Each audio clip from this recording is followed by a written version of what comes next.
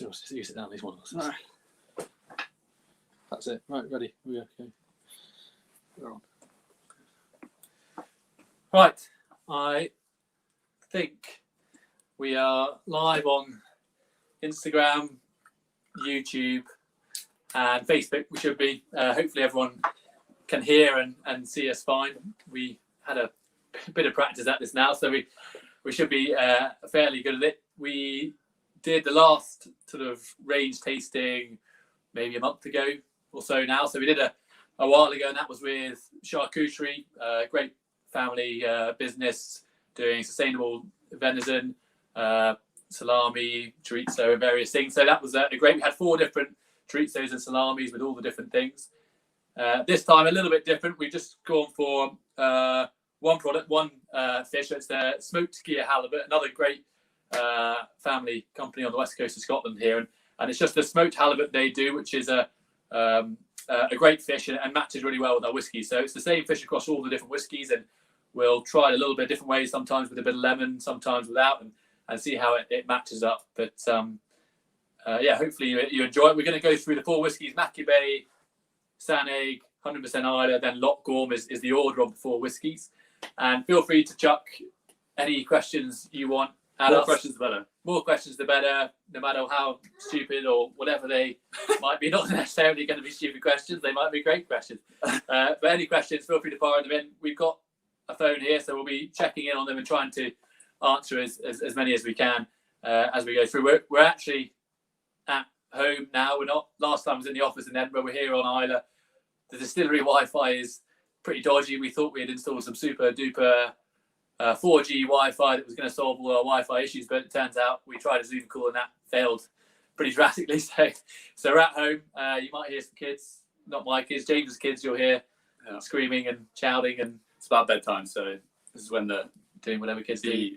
I was going to say S hits the fan, but it's probably No, not allowed to swear live. Yeah. Okay. Yeah. So we'll talk a little bit about the halibut, and then we'll get into it. So halibut. I wasn't that familiar with halibut or smoked halibut or how you eat halibut in general. So basically, well, halibut is a flatfish. It's there are various versions of halibut around the world. This is Atlantic halibut. It's native to the Atlantic Ocean. It tends to live in the sort of sandy, gravelly. In case you're wondering, before I go too far into this and sound like an absolute expert, most of this coming from Wikipedia and some from the guys who make this. But yeah, so it's on the gravelly, sandy bottoms, and it's actually an endangered species in the wild. So the barge family, hello the barges, are all. If they're watching, they might not have bothered. It's probably got better things to do. They have a halibut farm on Gigha, which is a neighbouring island to Islay. If you get the ferry over to Islay, on the way to the island, if you stand on the left-hand side of the ferry, you will see Gigha. It's a fairly small island. It's probably 5 or 6 miles long, a couple miles wide. And on the island there, they have a land-based farm which pumps water up from the Atlantic. It's very tidal around Gigha, so it pumps the water up, very clean, fresh water, into tanks. And halibut's quite hard to rear. It's quite hard to get it right, so that the mortality rate I hear is very high. So these guys have been doing it a very long time, and they're very conscious of the sustainability side of what they do. So obviously protecting an endangered species. They also run the whole place off wind power. So it's all ticking those boxes. The halibut itself is also fed on organic fish trimmings as well. So they have very little sort of environmental impact, if you like. And yeah, this halibut is actually smoked using Kilchoman barrels. So we send them used casks from time to time whenever they need them, and they smoke the halibut using those barrels. So really nice to sort of tie that completely back into the whiskey. Yeah. I mean, the main reason is, so it's not by accident that we've chosen Gigha Halibut. It's a great product, but also the fact that they use our cask to smoke the halibut with is great. And it's smoked to order as well, so it's freshly smoked halibut that's then shipped out. So it works so well with the whiskies. We'll taste it as we go through, but it's that sweet, smokiness that is exactly sort of matches up with the style of whiskey. And we should say as well, so the guys at Gigha Halibut have done a special promotion for us. It's still running, so you get 10% off if you're tuning in now and you think I really should have bought the halibut. It's still, that promotion is still running. So you go over to the website, enter Kilchoman as a promotion code, and you'll get 10% off. So yeah. And someone I think asked someone who's never tried Kilchoman before, which you recommend trying first, and we'll go through them in the order that we would recommend, which is Machir Bay first, then the Sanaig, then the 100% Islay, then the Loch Gorm. So if you're bored of us rambling on, you can just crack through them in about 10 minutes and turn us off if you want. But we'll go through them as we go through the next half hour, 45 minutes, something like that. But to tell you a bit about Kilchoman first, for those like yourself who may not have tried Kilchoman or know too much about us, we're a small farm distillery on the island of Islay, where we are at the moment on the west coast of Scotland. Started in 2005 by our father, who built the distillery, and it's a family-run distillery. My mum works there, father works there, me and James, and we do have another brother, George, as well, the oldest brother, who is based down south at the moment. So he dials in maybe to the Instagrams, not this one at the moment, but next week or the week Left after. to the pros. Yeah, exactly. We are the professionals. He may dial in as a secondary backup if needed. But no, so Kilchoman started in 2005, and there's a lot of distilleries on Islay, and a lot of people wondered why there needed to be an eighth back in 2005. But we're slightly different to the other distilleries, and we're a small farm, so we grow some of the barley on site, roughly 250 tons of barley on the farm. We then have a traditional small floor maltings on site. We distill it, mature it, bottle it, everything on site from the barley right up to the bottle. We show all the different stages of production, and that's really what makes us different. We are Islay's sort of farm distillery, and we produce a whiskey which is 100% Islay, which we'll get to as the third whiskey, which is a single farm, single malt, and the only whiskey on Islay produced from barley grown on Islay, malted and taken all the way through to production. And that's what really stands us out. We're most proud to produce that 100% Islay style of whiskey. And we do buy some barley in from Port Ellen maltings on the island, and that's a little bit heavier in peating level. And that's really the two different styles.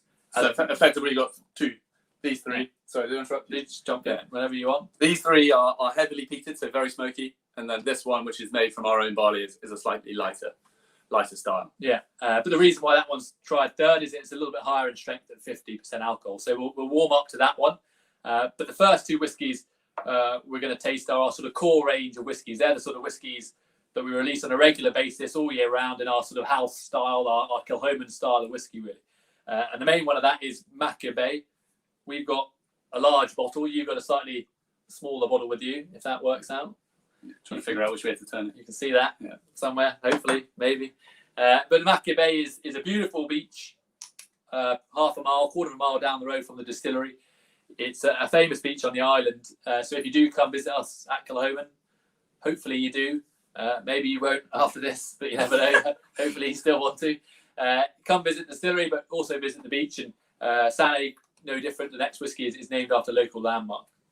So you want to keep I was going to talk about whiskey. Okay, jump in. No. I was going to say, so in terms of like Islay, and we're an Islay whiskey. We talk about Islay a lot.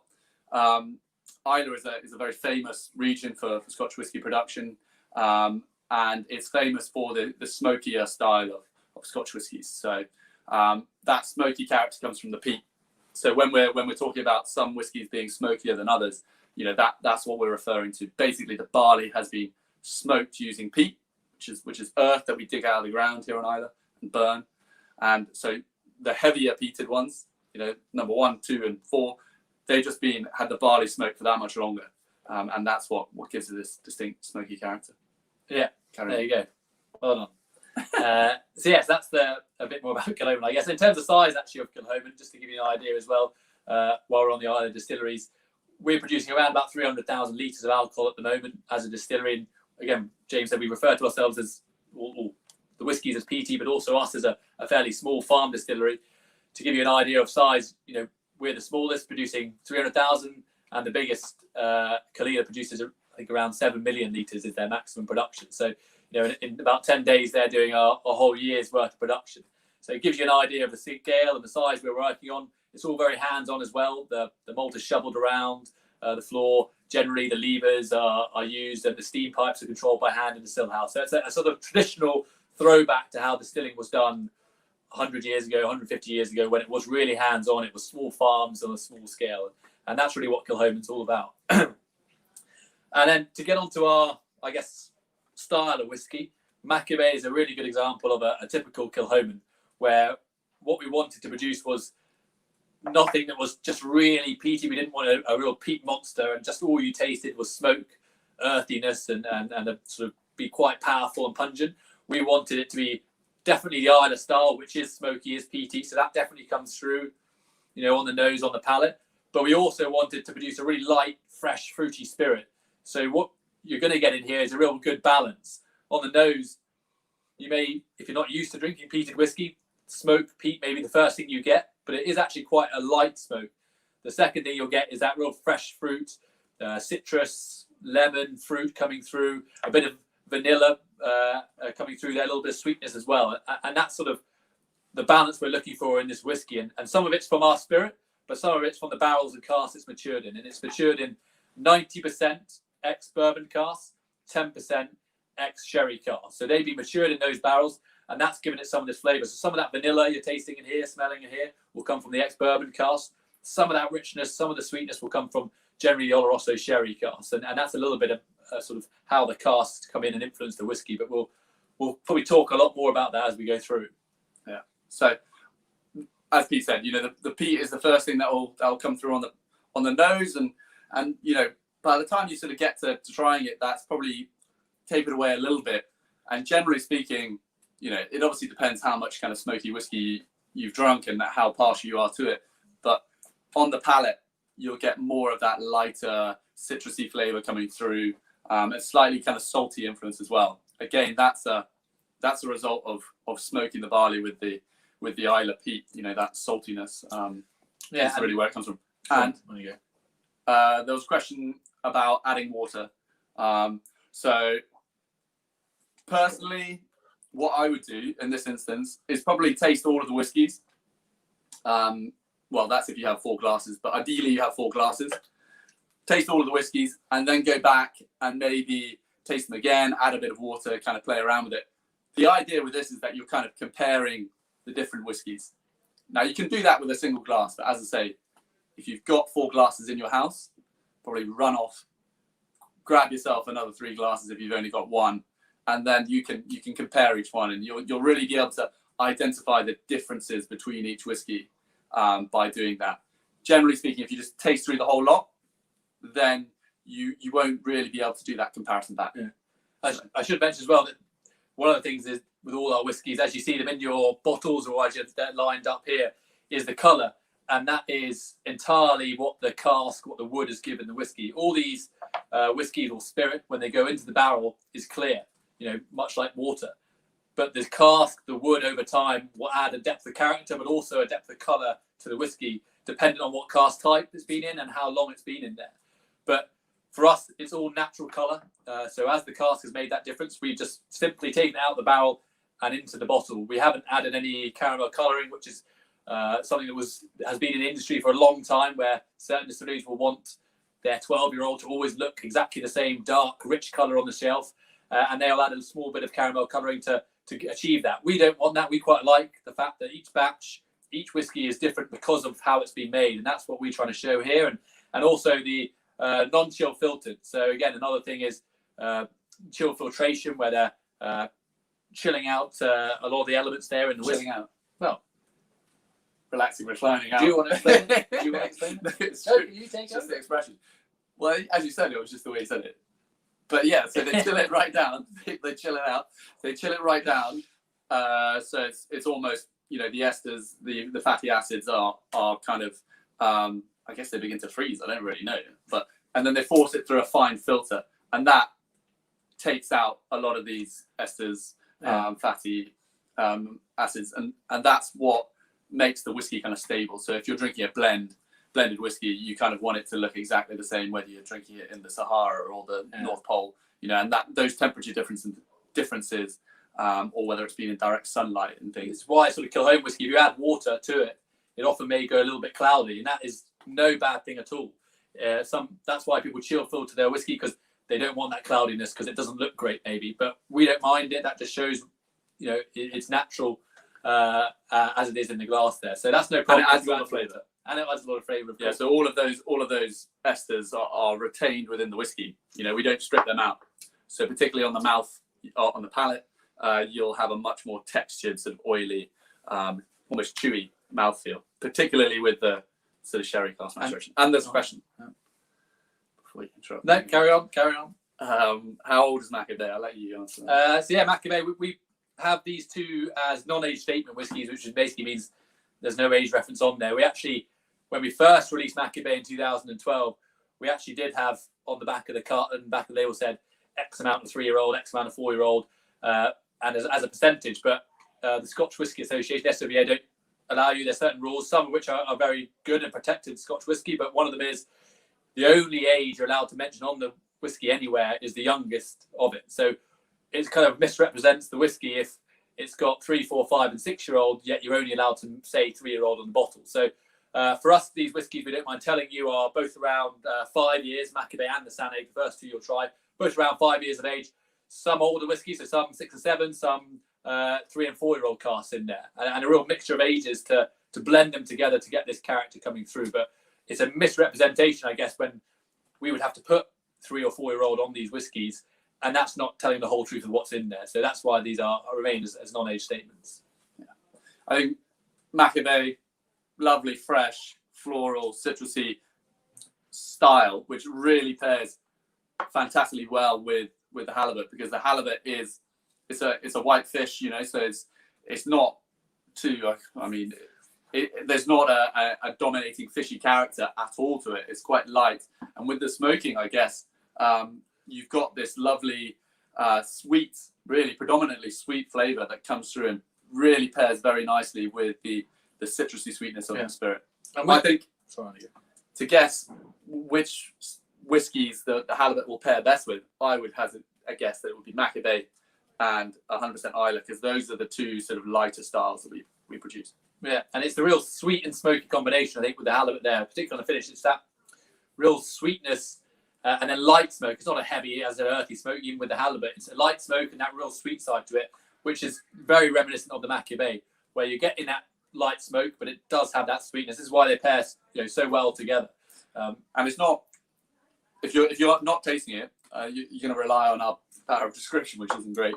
But it's not oily like some smoked salmon. It's really nice and textured. It's almost more meat-like than fish is. I would say at this point we know our whiskey better than we know our food. Yeah, this is good though. We know it tastes brilliant, and we know it matches well with the whiskey, but we wouldn't profess to be chefs or culinary experts by any means. So I recommend tasting the whiskey first, getting a feel for the whiskey, and knowing the flavours and tastes inside that before then having a bit of the halibut and pairing it up that way. But obviously, understand a lot listening in won't have the halibut, but just so go and buy some. Go and buy some, pair it with our whiskies, and it will be a hell of an evening. It's very unique. I must have tried it before, but I don't know. Is it rude to say it's better than I remember? I don't know. It was obviously terrible last time.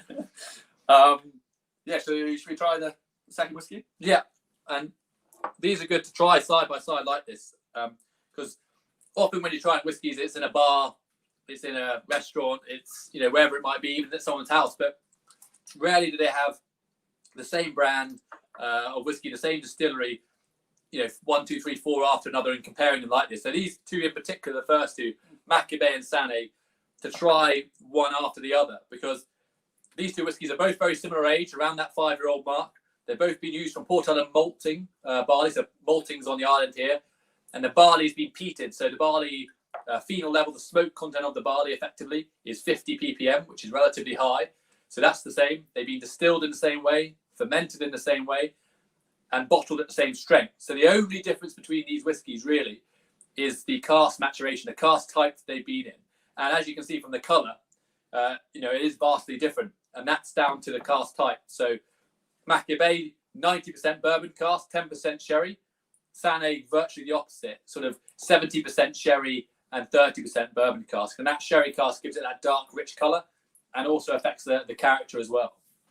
So in terms of the differences in style, I kind of separate out the house style of Kilchoman and then how that's been sort of altered or developed within the cask. So as with Machir Bay, you have the smokiness, you have the sweetness, and you have a fruitiness.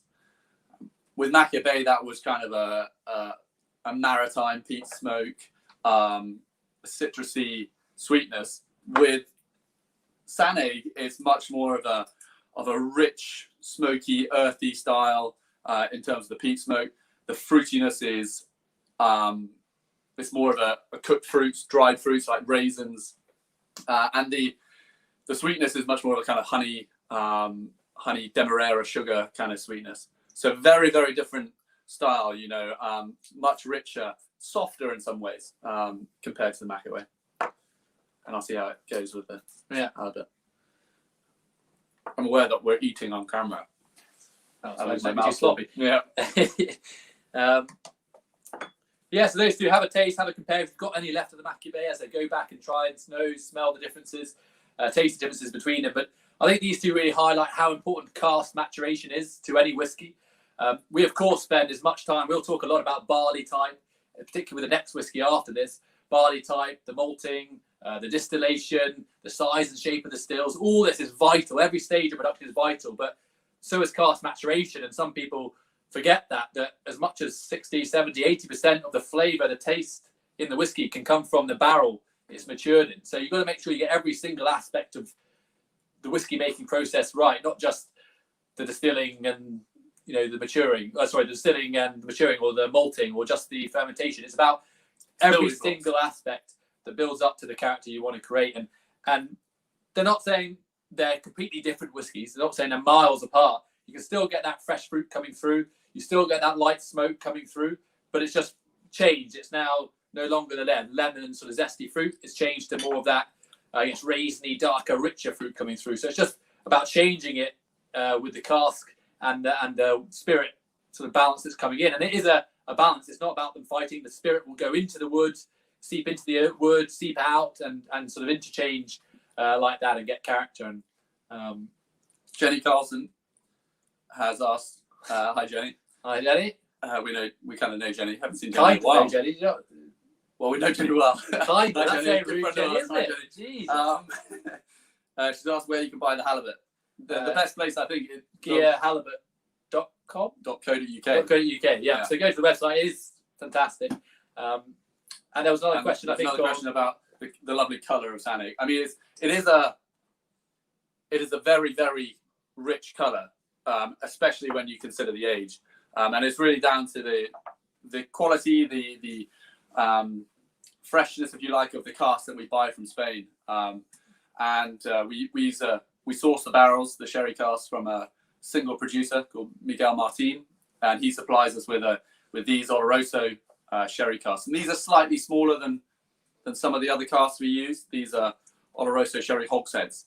The normal, historic kind of norm for sherry casks is probably sherry butts, which are 500 litres. These are half the size that we use for the Sanaig. These are 250 litres, and that means you get a bit more surface area, a higher ratio of wood to liquid, and that gives the whiskey a bit more colour as well. Yeah, and it's also a bit showing that the darker the colour doesn't mean older or better anyway. Same with age doesn't mean older and better. And our father, when he built the distillery back in 2005, he wanted to create a young, fresh, full of character whiskey that wasn't about making a superb 20-year-old, 25-year-old, 30-year-old. You really won't see much Kilchoman like that, because we use, as James mentioned, sometimes these really fresh casks, slightly smaller for the hogshead style for the Sanaig. The light sort of fresh flavour of our spirit. It's all kind of weighted to producing a young, fresh, full of character whiskey that's going to be maybe at its best 8, 9 years old, or 12, 13 years old, 14 years old, something like that. And actually, when it gets to 18, 20 years old, these casks anyway in particular, they might be over matured. There'll be too much wood character, not enough Kilchoman character. So it's about finding the balance all the time. Are you sorry? No, I was just going to say that you won't be saying that when it's I like was in 18, my 20 years old. full flow and you interrupted. Okay, sorry. Yeah, I can tell. But no, it's just about not age is one part of the whiskey again. Whereas maybe 20 years ago, 30 years ago, it was considered that 10 is your benchmark, 12 is better than 10, 15 is better than 12. It's really highlighting the fact that the age is one part of the whiskey, much like with the cask maturation and compared to the fermentation, they equally matter. The same with the age of the whiskey is just as vital in some ways as the cut points you make on the distillation, where you're having the spirit run off the stills and choosing that. So it's all vital, is what we're trying to say, every stage of production. And the age is, again, just one part of that. We're going to taste some older whiskies as we go forward here, but a lot of you, I'm sure, will prefer some of these younger ones. So it's really up to individual taste. There's a question about size of cask and whether that speeds up maturation. I wouldn't use the expression speeds up maturation, because I think that kind of implies that it's sort of Better. forced or kind of like improving it. It just means that you get a smaller cask, means you get more influence in a shorter period of time. So I guess that's a different way of saying speeds up. Yeah. Yeah. I can do it if you want. Yeah. Well, no. Hold on. I think they've heard enough already. So essentially, yes, it does kind of speed up maturation, I suppose. Yeah. I walked myself into that one, didn't I? Yeah, I can now explain it properly for No, I'm just saying, a good example is the sherry butts at the end. So the last whiskey we'll try is big 500-litre cask, and that probably gives a slower but more integrated maturation. So it needs a bit longer, but what you get at the end is a lot more depth of character. Whereas I thought about it. Sorry. So I think with this, we know that we're going to try and bottle it relatively young. So we fill it into that cask, so that we have something that has a significant influence at that age. If we're looking to produce a whiskey that's older, we'll fill it into maybe a second fill cask, or a cask that we've used previously, or a bigger cask. So it's kind of just depends on what we're trying to do with the whiskey. Was that better? I How to think about it. Okay, so should we talk about the 100% Islay? Yeah, on you go. Since I apparently talk too much, on you go. I'll let you go. Don't take it personally. No. I don't know. You can comment. Does Pete talk too much, or does James not talk enough? Anyway, so the 100% Islay. This is a different whiskey from the first two that we've tasted, and I don't mean that it's not made at Kilchoman. What I mean is it's made from a different barley. So the barley that we use to create the 100% Islay range is barley that we grow ourselves. So Kilchoman is a farm. Before it was ever a distillery, it was a farm. And my father built Kilchoman, the distillery, on the farm so that we could create this whiskey, essentially. So we're the only Scotch whiskey producer in Scotland to do the whole process from start to finish. And that's what Kilchoman was all about when my father built the distillery. And this was the reason that he kind of built it. And as I said, different barley source, but also different peating levels. So this is a lighter style of Kilchoman, less peaty, more of a floral, fragrant style of Kilchoman. Yeah, I think it's about almost, we describe this as like our flagship. These are our core range, but it's simply we don't have enough stock really of 100% Islay. The farm is limited in size. We grow 250 tons roughly maximum on the farm. So just by simple nature of that, it's going to be more limited. And also the malt floor, it's traditional floor maltings that we do 4 tons every week. It's guys in production getting the shovel out, shoveling 2 tons of barley, turning it, raking it. So, 4 tons is also probably about their max for shoveling around. I think they'd be a bit angry if we suddenly made them do 8 or 10 tons every week per shovel. But it's more to do with the farm size that we've got. And that's, as James said, entirely 100% Islay barley, a single farm, single malt, as we call it. And I was just about to shovel some more. Had a bit in my mouth. Leave that alone. So the barley, so it's barley, if you're not familiar with kind of the barley growing cycle, it's essentially one harvest a year. So we sowed the barley in, what would have been about May time. And it's just, starting to look like barley now. So lovely golden colour waving in the breeze. Breeze? Thank you. So it's in about a month's time, probably, we'll harvest that barley. and that's when we kind of start the whiskey making process. Yes, on this subject, someone's asked about how do you choose the strain of barley. So barley varieties is it's an evolving thing. So any barley variety has a kind of shelf life until it's superseded by a new variety which has maybe higher yields or more resistance to wind or weather or other stuff. So basically, we're always changing our barley varieties, and we choose those varieties partly based on how they perform in the field, but then also obviously a huge part of our choice for barley varieties is the style of spirit, the style of whiskey that barley variety will become, the style that it will create in our whiskies. So we've grown probably 10 or 15 varieties of barley in the 15 years of Kilchoman. At the moment, this year we've sown Concerto and Diablo. Diablo is a new variety that we're kind of testing out, but really Concerto in the last 4 or 5 years has been the staple variety that we've grown, and it performs well. It stands up to the wind and weather here on Islay. It ripens when we want it to, and it produces a lovely floral, fragrant style of whiskey. So it kind of ticks all the boxes for us. And we've been looking for a variety that we can maybe replace it with in a couple of years' time, but we haven't really found it yet. We grew Laureate a couple of years ago. We grew Sassy last year and Diablo this year, and we're always testing out new varieties to see how they impact the character of the whiskey. But Concerto is really our main one. That's as a farm. That's where we have such great flexibility to work with. We grow our own barley. We put it in the ground. We see exactly how it works through the stills. So we can be as flexible as we want. We can grow 8-10 different varieties in 1 year if we really wanted. But it's about for us a bit of fun, really. Also seeing how that taste comes through the stills from the different varieties. I think you tasted the other day that there was a real difference between, was it Sassy and Concerto? It was a while ago actually. It was Laureate and Concerto. So the Laureate barley that we grew a couple of years ago was very, very malty style of spirit that it produced.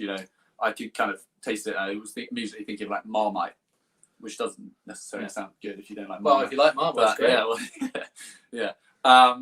Whereas the Concerto, which I tasted alongside, was bright and fresh and floral. And that's what we want really. That's what Kilchoman is. That's why Laureate. We also like talking about that. We've gone probably a bit nerdier than the question asked about barley, but for those who like barley, we've gone into it. Someone's asking about Brook Laddie grow barley on Islay and how is that different?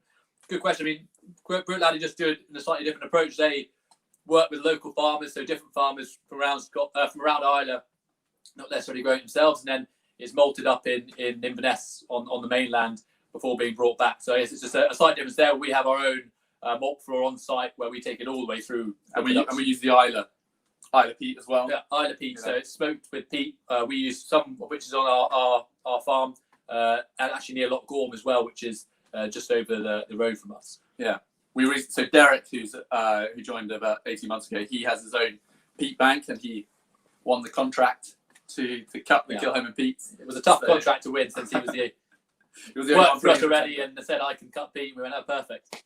You can go cut peat.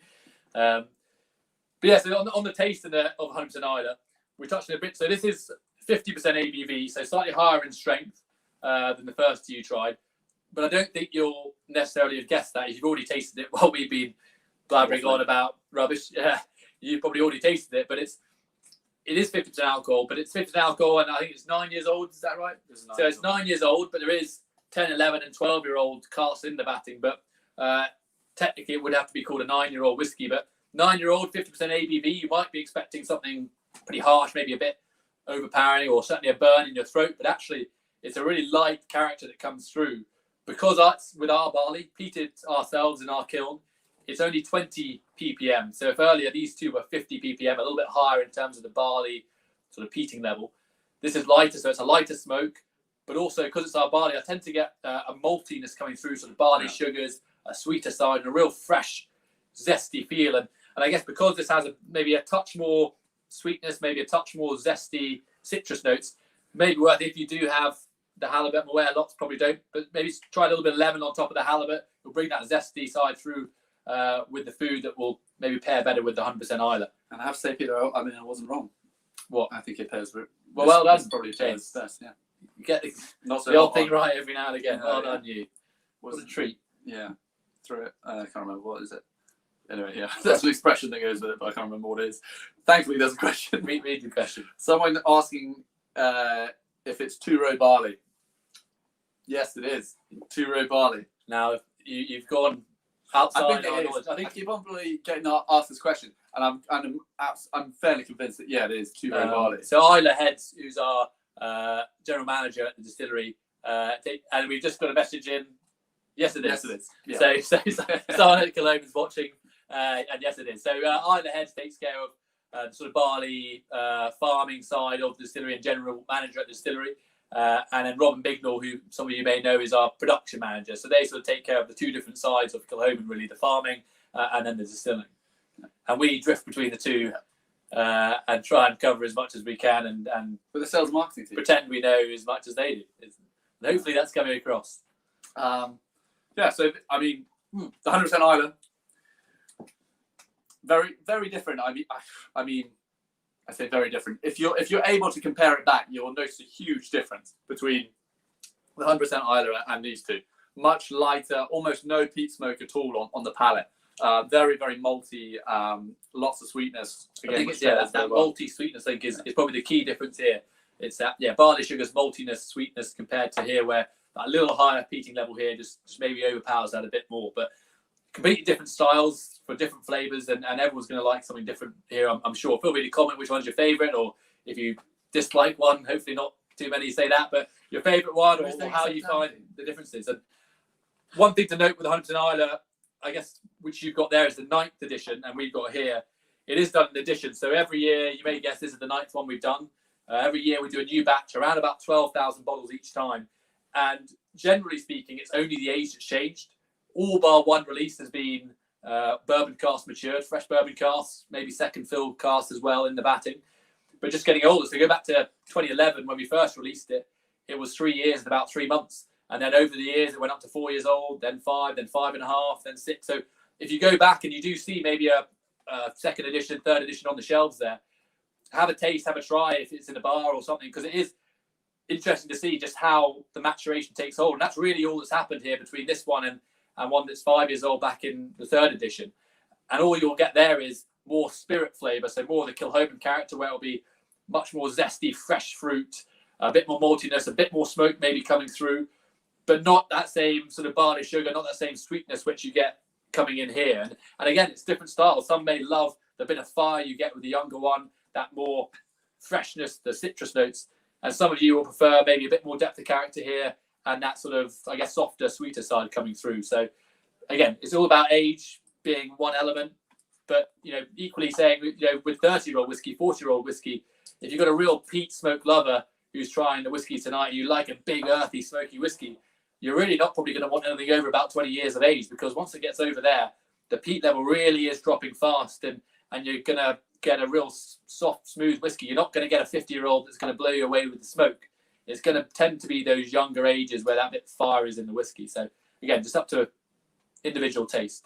And there's also a question about the varieties of barley used in the Machir Bay and the Sanaig. So these are produced from barley which is grown on the mainland, particularly on the east coast, and they are brought over to Islay by Diageo, who own a big commercial malting facility on the island. They bring it over, and then they source that barley and peat it themselves to our specification.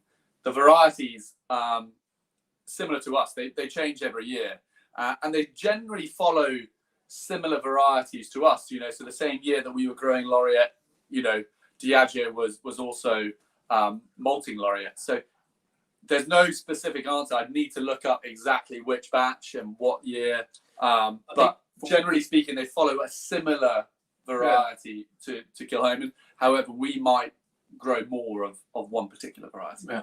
From what I understand, generally concerto of recent years is what they've grown. Again, as James said, similar to us. So these are likely to be concerto barley, I think, on the whole. But as I said, we can't say that 100% certainty. No, I actually was informed today at the distillery, so I'm fresh in my mind. Of course you were. Calling me a liar. We're on. Well, you're doing it very convincingly. Anyway, and another question. You mentioned experimenting with barley types, etc. Have there been any disasters, or has all the spirit turned into whiskey? I think you asked the question. No, so I was answering. No, so I think there's no disasters because you get, a different variety maybe brings out a different kind of style in the whiskey, and we'll just adapt how we mature that whiskey to suit, how the spirit turned out. So we might use bourbon barrels, we might use sherry casks, we might mature it for 5 years, we might mature it for 15. So it's a question of kind of adapting as you go along, and that's really where I hate to give my father too much credit, but that's where his kind of knowledge of the spirit and how it matures really comes in, and a lot of the time it comes down to patience and kind of not being too hasty in kind of deciding the changes that you want to make and kind of seeing how things develop. Yeah, I think as James said early on with the barley variety, it's not necessarily going to ruin the next stages because there's so long to go with distillation and all that side of things, cask maturation. So you can always adapt along the way to that, and where it may be a disaster for some of the bigger series is they tend to look at yield. So if you're looking at your bottom line, how much whiskey do I get from my barley? That's generally how the whiskey industry has gone of late, where you want the maximum amount of whiskey from the barley fields you've got, and that's dictated what was grown, especially by the larger distillers. Whereas lately, not just ourselves, but we certainly take that approach where we're not looking necessarily for the maximum amount of yield from the fields. We're looking for the taste and how that differs along the way with variety. So I guess that's where we're experimenting a bit differently from some of the previous ones. Good. Okay. Loch Gorm? Yeah. You've got a full glass there, James. What do you mean? Full glass. That's Loch Gorm. Oh, right. No, that's fine. I drank my Anderson Isla while you were rabbiting on. That would make more sense. Yeah. You should have known that from the colour, really, but we'll brush over that. So Loch Gorm is in terms of like the base ingredients, the barley, the peating level. We're now jumping back to the same peating level as Machir Bay and Sanaig. So this is not the barley we grow ourselves. This is bought from Port Ellen Maltings, and it's the heavier peating level. And this is fully matured in Oloroso sherry butts. So this is multiple vintages. It ranges from around about 12, 13-year-old down to, what is it? I'm just reading that here. to 9 years old, 8, 9 years old. You could have read that before. Yeah, I know, I should have done that before. So it's a range of ages there, 9 to about 12, 13. And this is kind of a similar style to Sanaig. However, subtle differences in the size of the barrel, the length of maturation means that you've got quite a different style of whiskey. I would simplified it. I would say it's slightly more complex. It's slightly more wide ranging in terms of the style. With Sanaig, you've got this real big, fruity, soft, rounded, cinnamon sweet kind of style. Whereas with Loch Gorm, you've kind of got all that. You've also got a bit more citrus, and you've also maybe got a little bit of pepperiness as well. So it kind of draws out the breadth, the spectrum, if you will. Very good. Very good. You're practicing. The spectrum of flavours. It's a little bit broader. What do you think, Peter? Well, I was actually reading that, but that was. I'm not reading a text message. That was the messages that are coming in. But no, I mean, as James said, it's harking back to Sanaig, and I guess for some people the confusing thing may be that Sanaig is darker than the Loch Gorm, when actually this has got some bourbon cask in it. And that's down to the size of the cask, as James mentioned earlier, where this was hogsheads, which are, 250 litres in size. So the sherry influence in there comes in that much quicker compared to the sherry butts, which are 500 litres in size, really big cask. So that maturation, can't really see the colour, as James may be failing to show you at the moment, is down to it being slightly bigger, so obviously less wood contact. But there's no bad thing because it gives a slower, more integrated maturation. And you may have tried if it's your first time trying Loch Gorm or Kilchoman, then great. But if you try some of the early Loch Gorms, because like 100% Islay, it's released every year as a new edition, always all sherry cask maturation, but sometimes it's different size of cask together. Sometimes it's all one size. Sometimes it's different ages. But some of the earlier ones were in those smaller casks, and what they tended to give was a darker colour. You get a load of sherry flavour, sherry character up front, but maybe it didn't have the length to finish. But with these bigger casks, you tend to get a slower, but it's more integration with the liquid. You get more depth of flavour. So actually, you don't get as much sherry influence up front straight away, but it has more on the finish. And I think that's where you benefit from the butts, which is why going forward, most of the Loch Gorm you'll see, the full sherry maturation will be in the bigger cask. We just think they work better. Although, again, because whiskey is whiskey, some people have come up and said, oh, I love that early sherry cask where it's big power up front, and that's just individual taste. But we certainly think long term, the sherry butts, the big casks, are the way to go, and that's highlighted here where it's almost a viscous sort of thickness to it. The weight of this is much more so than 100% Islay, where the 100% Islay comes in waves of light fruit, citrus, sweetness comes in and out. This comes in with a much heavier and just carries all the way through to the end on that same level with that bigger flavour. It's got a big spicy kind of barbecue. I always say kind of barbecue sweetness. There's a lot of, if you imagine, like, this isn't going to sound good for like if you're vegetarian, then you won't know what I'm talking about. But like, barbecued ribs kind of character to it. Yeah. Lots of that sort of spicy sweetness. And actually going back to pairing it with the halibut here, we mentioned sort of sweet smoke. You mentioned barbecue sweet ribs, and it's again not badly paired here with the halibut, where you've got that sweet, smoky side to it. It's also got a bit of chewiness. James mentioned it's not a typical white fish where it sort of flakes off the bone and it's all very light. It's got a bit of meat to it, a bit of richness to it, and that doesn't again pair badly with the Loch Gorm here, where it's got those similar styles of. It really brings out the saltiness. So where you have the bourbon barrel maturation, you maybe don't notice the saltiness in the fish, but actually with a sort of rich sweetness, it really brings out that saltiness in there. Yeah, it is good in the fish as well.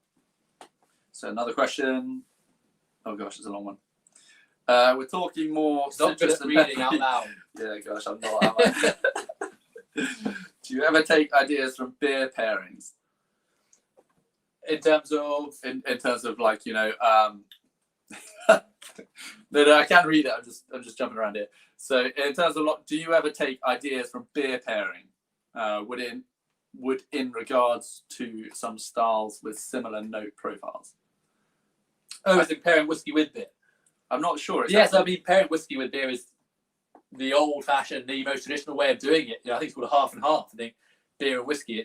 Maybe we should do that. It goes hearts back to a long time ago, and certainly beer and whiskey is not something that we would never do. We actually gave casks, some of our old casks that we matured our whiskey and sent off to Norway, and a Norwegian brewery actually matures some of their beer in our old whiskey cask, but because that sort of flavours, those characters come through and work really well together.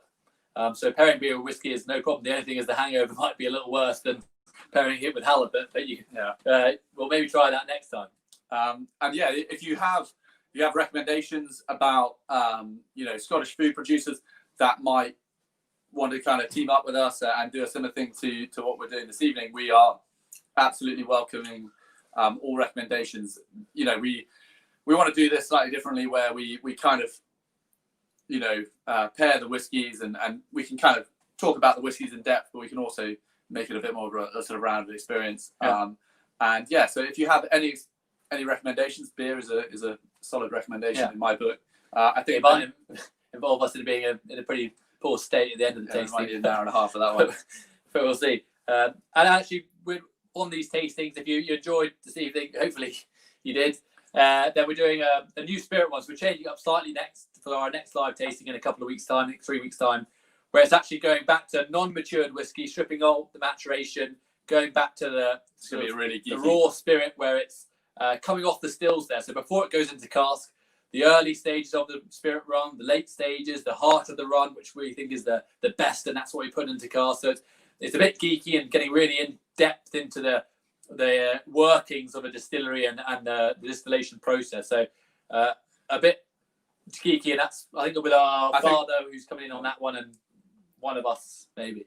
I think what's really interesting about that is that you know you get to see something which is integral to the whiskey making process, but very rarely spoken about, and you can only really appreciate it by tasting, you know, during this run where you only take the middle section, and you can taste the huge differences in flavor as the spirit runs through the still, and it's something we normally only ever do at the distillery. So I think it will be very, very interesting if you are you know, quite geeky about your whiskey, and I don't mean that in a bad way at all. There's another. No, it's not. No. Well, I think that's most of it. And if there are any questions that come in now later on, we'll try our best to answer them afterwards. But thanks for joining us this evening. Yeah. Hopefully you've enjoyed it. Ran through a bit of the whiskies, and as I said, we're keen to pair with food because it is a great way to enjoy great food and great whiskey. Good ingredients go together no matter what they are. So hopefully that went down well. And yeah, next time. The guys at Gigha are running this promotion for I think the next week. So if you wanna, if you've been enviously watching us eat the halibut, It's good. head over there and take advantage of the promotion that they're running. Right. So thanks very much. Bye. See ya.